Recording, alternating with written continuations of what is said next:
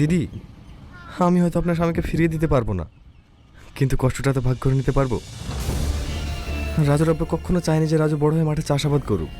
সে চাইতো তার ছেলে পড়াশোনা করে অনেক বড় জায়গায় পৌঁছাক। হ্যালো বন্ধুরা, আজকে নতুন একটি নাটকের আপডেট নিয়ে চলে এসেছি। নাটকটির নাম হলো স্বপ্নের শহর। নাটকটিতে একটি কৃষকের জীবনী তুলে ধরা হয়েছে। একজন কৃষক তার পরিবার নিয়ে শহরে যায় টাকা রোজগারের আশায়। আগুন এবং তহিনা ছিল অনেক বড় লোক। তারা বড় বড় রেস্টুরেন্টে খাবার খেত, বড় লোক বড় বড় গাড়ি নিয়ে ঘোরাফেরা করত। দরিদ্র কৃষকটি একদিন কলা বিক্রি করতেছিল, কিন্তু আগুন তার সাথে কলা দরাদর করছিল। 100 টাকা বলছিল, কিন্তু আগুন পরে বলে যে এই কলা উনি 100 টাকায় আমাকে দিবে। দেখো বন্ধুরা, দারিদ্র কৃষকটি তার পরিবারের মুখে হাসি ফুটাতে পারে নাই বলে সে মৃত্যুবরণ করেন। আর এই মৃত্যুর খবরটি আগুন আর তুহিনা টেলিভিশনে দেখতে পায়। হঠাৎ করে আগুন এবং তুহিনা রাস্তা দিয়ে যাওয়ার সময় তার স্ত্রীকে দেখতে পায় কলা বিক্রি করতে আছে রাস্তার ধারে ধারে। তারপর কি হয়েছিল তা দেখতে হলে আপনাদেরকে চলে যেতে হবে পল্লিগ্রাম টিভি চ্যানেলে। ওইখানে ভিডিওটি আছে সম্পূর্ণ। এরকম নতুন নতুন নাটকের আপডেট পেতে হলে অবশ্যই আমাদের চ্যানেলের সাথে লাইক সাবস্ক্রাইব করে পাশে থাকবেন।